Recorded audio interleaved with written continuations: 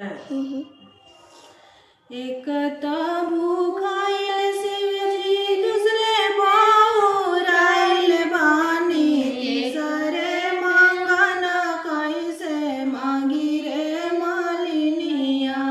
एक भूखाइल शिवजी दूसरे बहुराइल बानी तीसरे मांगन कैसे मांगी रे मालिनिया। एक